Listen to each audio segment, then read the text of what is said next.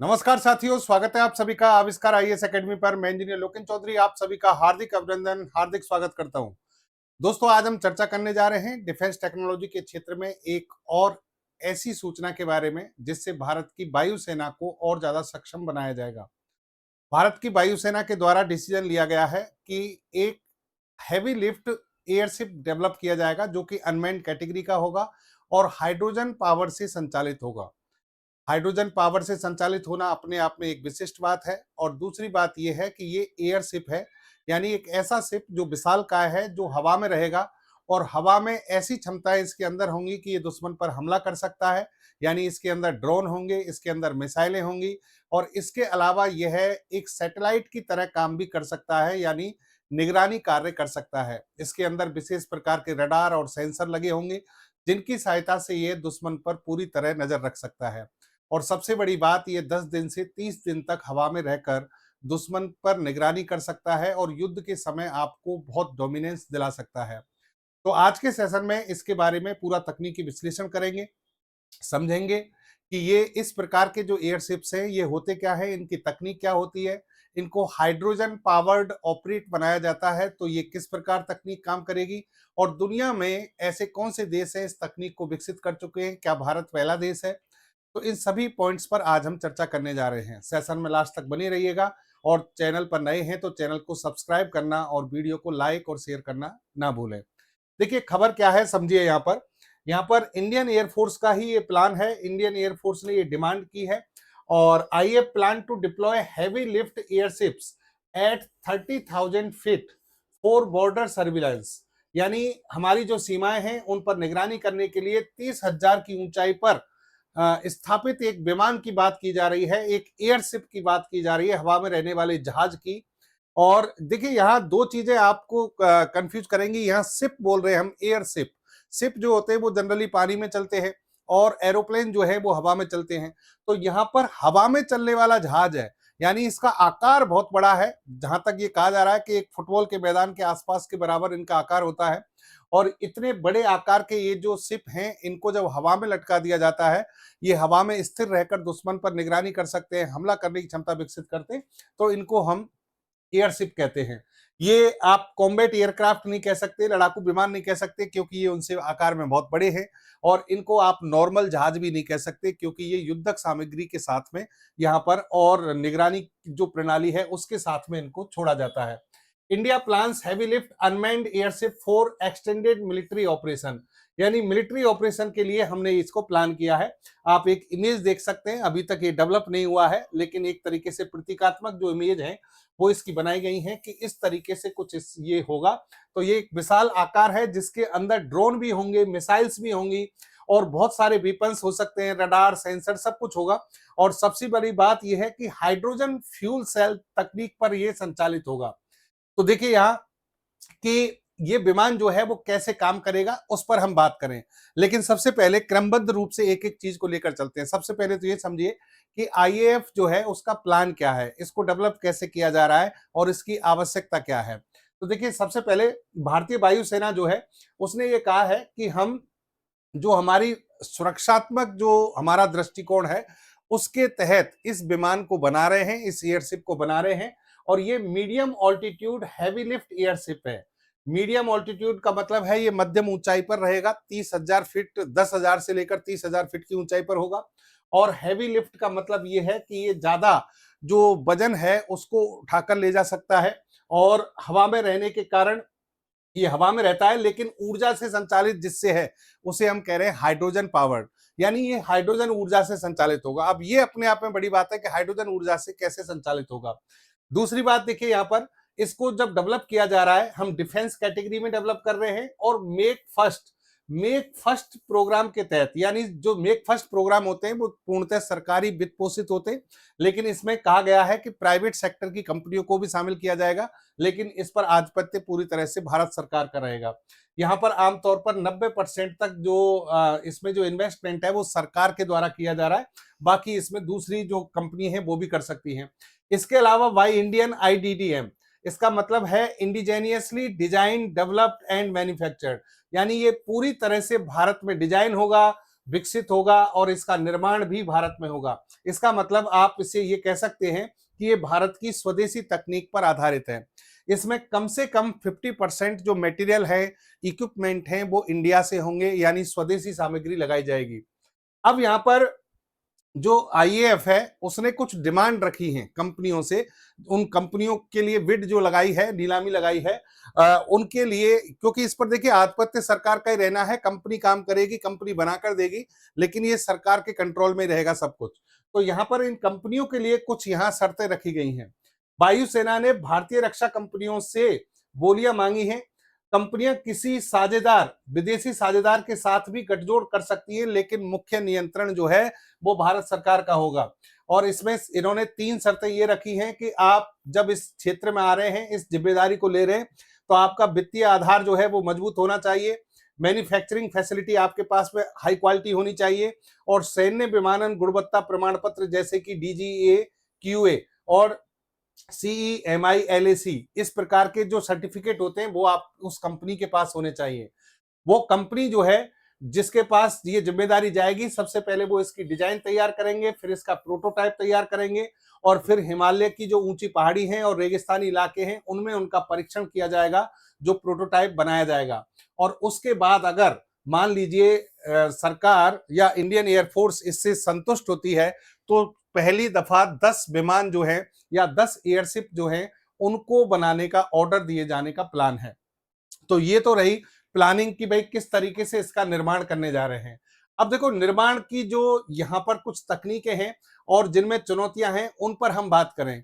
यहाँ सबसे बड़ी बात यह है कि ये जो एयरशिप है, ये एयरशिप जो है वो लगभग मान लीजिए 30,000 फीट की ऊंचाई पर रहेगा।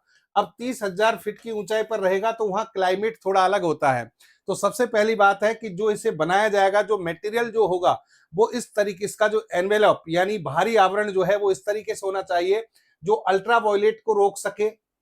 ये जो अत्यधिक, क्योंकि टेम्परेचर जैसे जैसे हम ऊपर जाते हैं हवा में, वैसे वैसे टेम्परेचर भी कम होता जाता है, तो कम तापमान में काम कर सके। और इसमें फ्यूल जो है वो हाइड्रोजन है, तो हाइड्रोजन का किसी भी प्रकार का लीकेज हो तो उस स्थिति में भी काम करने के लिए तैयार हो। और एक इसमें जो महत्वपूर्ण बात है वो ये है कि यहाँ इसे नेविगेट करने के लिए, यानी नेविगेशन जो फैसिलिटी है उसको इसमें जब हम इंटीग्रेट करना चाहते हैं, तो वहां पर हमारा उद्देश्य ये है कि हम हमारी जो स्वदेशी नाविक नेविगेशन सिस्टम है IRNSS, उससे इसे इंटीग्रेट करेंगे। तो उसके अकॉर्डिंग कंपनी को सॉफ्टवेयर भी डिजाइन करना पड़ेगा। ये शर्तें जो है इंडियन एयरफोर्स के द्वारा रखी गई हैं। कुछ तकनीकी विशेषताएं जिन पर चर्चा करें तो देखिए, ये जो एयरशिप होगा, जैसा कि मैंने कहा कि 10,000 फीट से लेकर 30,000 फीट की ऊंचाई तक ये आसानी से जा सकता है। और 30,000 फीट की ऊंचाई पर जब ये जाएगा तो एक प्रकार के सीडो सैटेलाइट की तरह काम करेगा, छद्म उपग्रह की तरह काम करेगा। जैसे सैटेलाइट ऊपर से सूचनाएं भेजते हैं, वैसे ही ये पृथ्वी पर इंटीग्रेट होकर हमारा जो सिस्टम है, डिफेंस सिस्टम, उसको सूचनाएं भेज सकता है। इसकी जो पेलोड कैपेसिटी है, पेलोड कैपेसिटी इन्होंने कहा कि न्यूनतम क्षमता, वायुसेना का ये स्टेटमेंट है कि इसकी जो न्यूनतम क्षमता है वो 2000 किलोग्राम है, लेकिन हम चाहते हैं कि ये 5000 किलोग्राम तक की क्षमता का डेवलप किया जाए। और इसका कारण ये है कि इसके साथ हम बहुत सारी जो डिफेंस इक्विपमेंट हैं, मिसाइल्स वगैरह, लॉन्चर वगैरह या फिर ड्रोन वगैरह, ये सब इसमें रखना चाहते हैं। इसलिए हम इसकी पेलोड कैपेसिटी बढ़ाना चाहते हैं ताकि ये वजन ज्यादा उठा सके। इसका जो इंड्योरेंस टाइम है, यानी कितने समय तक ये हवा में रहकर काम कर पाएगा एक बार जो भेजने के बाद, तो मिनिमम 10 दिन है और अधिकतम 30 दिन है। 10 दिन से 30 दिन तक ये हवा में लगातार रह पाएगा और वहां काम कर पाएगा जो भी इसको कार्य दिए जाएंगे। और स्वदेशी तकनीक तो है ही, 50% से ज्यादा इसके सारा प्रोग्राम जो है वो भारत से है। अब देखो यहाँ इस खबर में अगर आप देखेंगे तो यहाँ एक जो इंपॉर्टेंट चीज है वो है कि hydrogen powered heavy lift unmanned airship है। ये हाइड्रोजन पावर्ड का मतलब क्या है इसको समझते हैं, यानी ये हाइड्रोजन तकनीक से चलेगा, हाइड्रोजन ईंधन के द्वारा संचालित होगा। यहाँ पर हाइड्रोजन के यहाँ 2 उपयोग हैं दोस्तों। 2 उपयोग क्या है, आपने देखा होगा बड़े बड़े गुब्बारे जो होते हैं उनमें बैलून, जो गुब्बारे होते हैं उनमें हीलियम भरी जाती है। हीलियम इसलिए भरी जाती है क्योंकि हीलियम बहुत हल्की गैस है, दुनिया में दूसरे नंबर की सबसे हल्की और अक्रिय गैस है। इसलिए हीलियम को भरते हैं, गुब्बारों के अंदर ये भरी रहती है और ये ऊपर उठने में मदद करती है। लेकिन आपको पता होना चाहिए कि हीलियम से भी ज्यादा हल्की गैस है हाइड्रोजन, और हाइड्रोजन जो गैस है वो ज्यादा हल्की है लेकिन सक्रिय होती है, तो जनरली हाइड्रोजन का उपयोग करने से बचते हैं और हीलियम भरी जाती है।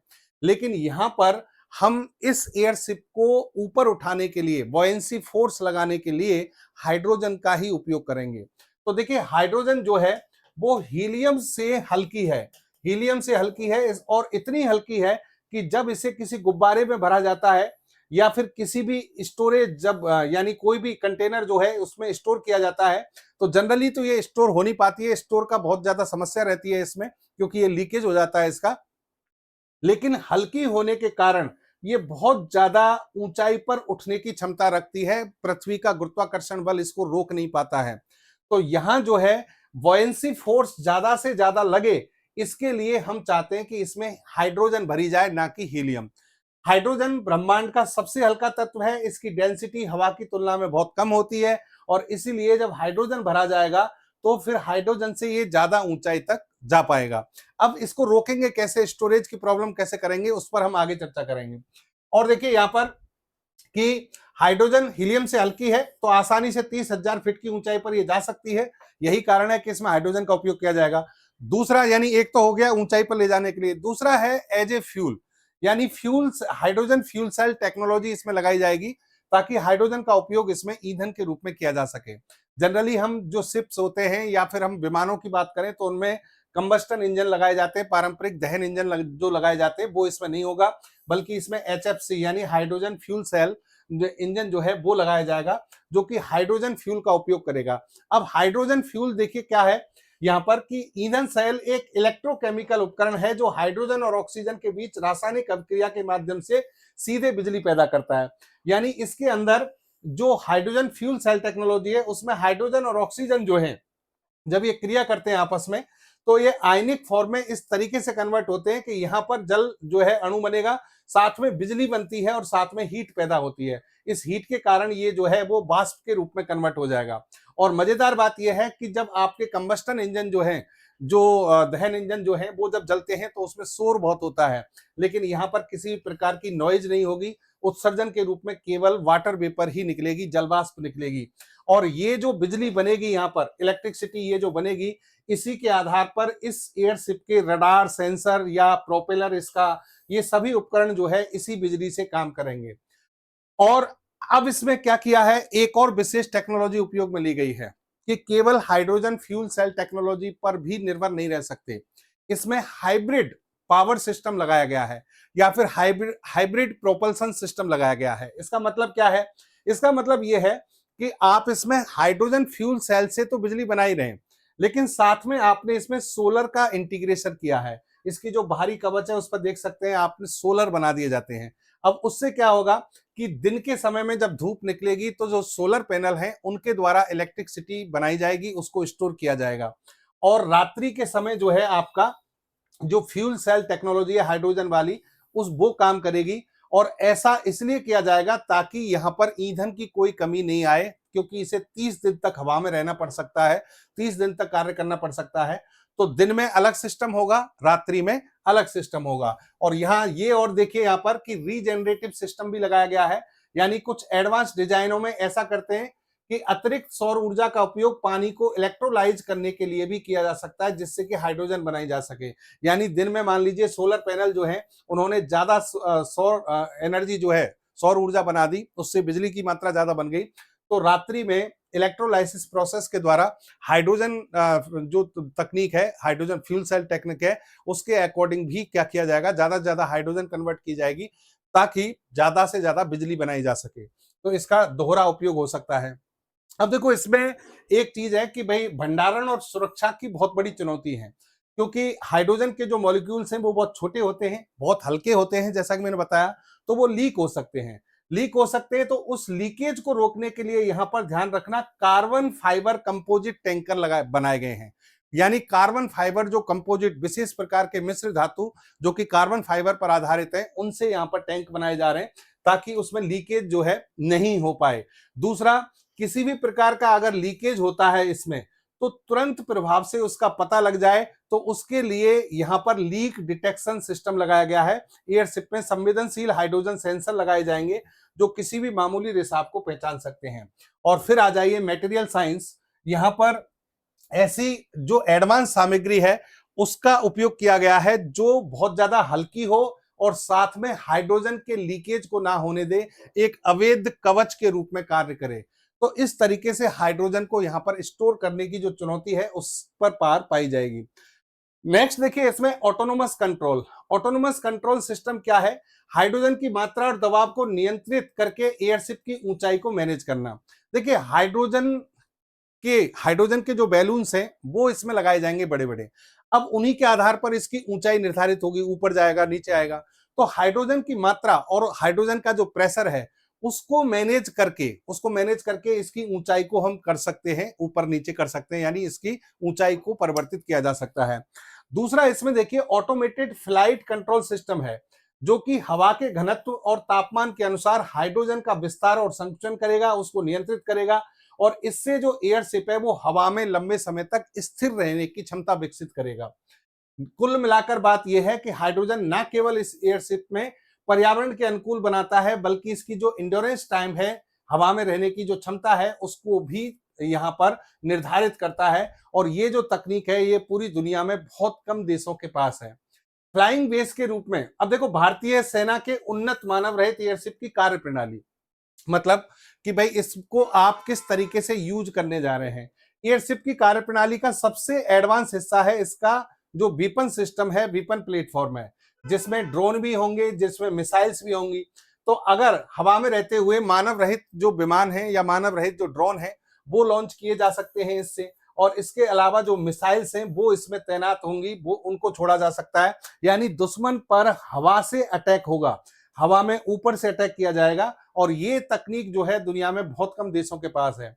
और फिर देखिए इसको जैसे मान लीजिए हवा में भेजना है, तो हवा में भेजना है तो इस शिप के लिए किसी विशेष प्रकार के रनवे की आवश्यकता नहीं है। इसमें वर्टिकल टेक ऑफ लैंडिंग तकनीक लगाई गई है, यानी ये आसानी से एक छोटे से प्लेटफॉर्म जिस पर इसको तैनात किया जा सकता है, मान लो इस पर रखा जा सकता है, यहीं से ये उड़ान भर जाएगा और ऊंचाई पर चला जाएगा। तो vertical take off landing technology VTOL लगाने के कारण ये और भी ज्यादा इसमें इंपॉर्टेंट है। अब बात आती है कि सर ये इतना बड़ा विमान है और दुनिया में इतने बड़े बड़े एडवांस रडार लगे हुए हैं, दुनिया में इतने एडवांस सैटेलाइट दुनिया कई देशों के घूम रहे हैं, तो ये बच कैसे पाएगा? यानी रडार की नजर में आ जाएगा या सैटेलाइट की नजर में आ जाएगा, ये कैसे संभव होगा कि इतना बड़ा एयरशिप जो है वो बच पाए?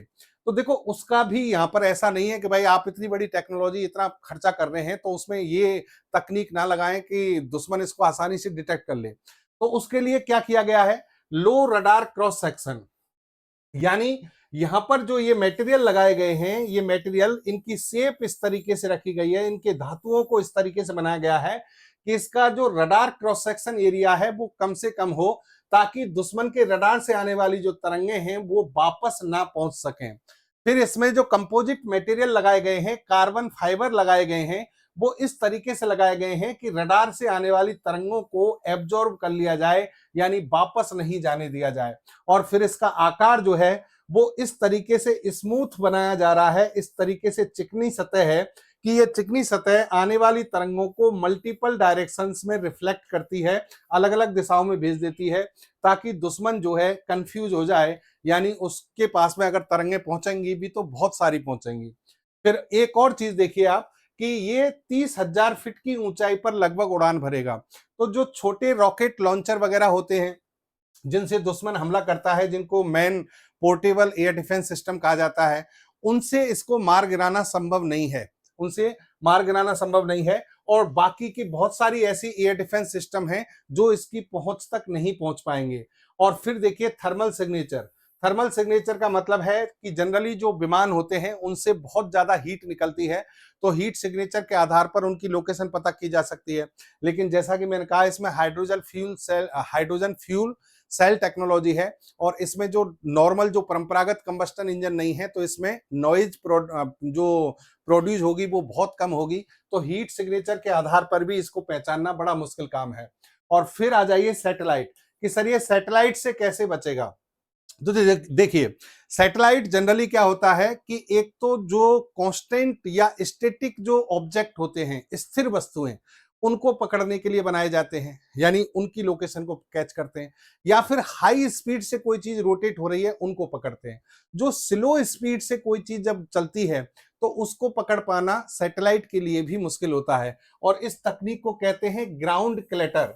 ग्राउंड क्लटर जो स्कैनिंग के प्रोसेस में आता है, उसकी ग्राउंड यानी आप देखिए कि एयरशिप की धीमी गति से ग्राउंड क्लटर या वायुमंडलीय हलचल के साथ मिला देती है, जिससे सैटेलाइट से इसकी पहचान करना मुश्किल हो जाता है, तो वहां भी ये बच पाएगा। तो इस तरीके से हम कह सकते हैं कि इसके बचाव की, सुरक्षा की भी बहुत ज्यादा व्यवस्था की गई है। अब बात आती है कि हम इसको कहां कहां तैनात करेंगे, कहां इसका उपयोग करेंगे, इसका रणनीतिक या स्ट्रेटेजिक जो इंपॉर्टेंस है वो क्या है। तो देखिए, सबसे पहली बात है कि वायुसेना ने जो प्लान किया है कि हिमालय की जो ऊंची चोटियां हैं, 30,000 फीट की ऊंचाई पर, वहां इसे तैनात किया जा सकता है, ताकि ये उन क्षेत्रों में 24/7 नजर रख सके। फिर इसको इंडियन ओशियन रीजन, यानी हमारा जो हिंद महासागर क्षेत्र है, इसके ऊपर इसे तैनात किया जा सकता है, ताकि दुश्मन की जो अवैध गतिविधियां हैं या दुश्मन का किसी भी प्रकार की जो मूवमेंट है उस पर नजर रखी जा सके। अंडमान निकोबार द्वीप समूह के पास इसे तैनात किया जा सकता है। भारत पाकिस्तान वाली जो ये सीमा है, यहां पर इसे तैनात किया जा सकता है। एलएसी पर इसे तैनात किया जा सकता है, यानी चाइना वाली पर।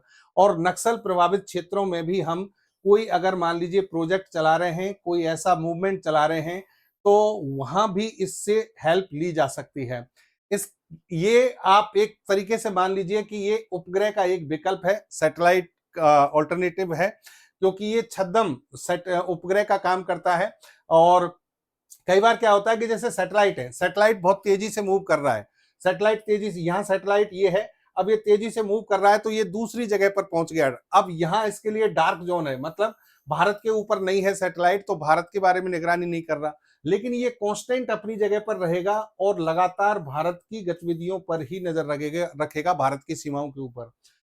फिर इसका किफायती संचालन इसलिए है कि कॉम्बैट एयरक्राफ्ट, लड़ाकू विमान या टोही विमान जो होते हैं, स्पाई एयरक्राफ्ट होते हैं, उनको उड़ान भराने में हमें बहुत खर्चा करना पड़ता है, लेकिन ये हाइड्रोजन फ्यूल सेल टेक्नोलॉजी जो है वो अपेक्षाकृत सस्ती है, तो वहां भी ये फायदा होगा।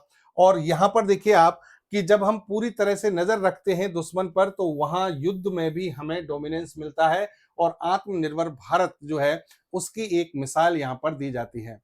इसके अलावा आप देख सकते हैं flying command centre. Flying command centre का मतलब है कि ये हवा में जीता जागता एक तरीके का आपका कमांड सेंटर हो गया। यहां से सूचनाएं भेजी जाएंगी, इन सूचनाओं के द्वारा जमीन पर उपस्थित लड़ाकू विमान, ड्रोन, एयर डिफेंस सिस्टम, उन सबको भी सूचनाएं भेजी जा सकती हैं। यहाँ पर आपके जितने भी वेपन्स हैं वो एक उनके लिए एक प्लेटफॉर्म की तरह काम करेगा, यानी हवा में आपके पास में क्या हो गए, हथियार हो गए, और स्टैंड ऑफ जो आपकी कैपेबिलिटी है, मारक क्षमता, वो बढ़ जाती है। और कई बार ऐसा होता है कि जीपीएस सिस्टम जो होता है, जीपीएस सिस्टम उसको जाम कर दिया जाता है, जीपीएस सिस्टम को जैमर्स के द्वारा रोक दिया जाता है, सिग्नल को रोक दिया जाता है। तो ऐसी स्थिति में हम हमारे नेविगेशन सिस्टम नाविक और आईआरएनएसएस, ये नाविक मतलब आईआरएनएसएस ही कहते हैं इसको, उसके माध्यम से हम सूचनाओं का आदान प्रदान कर सकेंगे। तो कुल मिलाकर ये है, कैसे भी दुर्गम पहाड़ी क्षेत्र हो, कहीं भी हो, इसके माध्यम से हम निगरानी को और ज्यादा बढ़ा सकते हैं। इसके अलावा डिसास्टर मैनेजमेंट में इसका उपयोग किया जा सकता है। आपदा प्रबंधन, भूकंप आ गया, बाढ़ आ गई, तो उन क्षेत्रों में भी इसका उपयोग किया जा सकता है।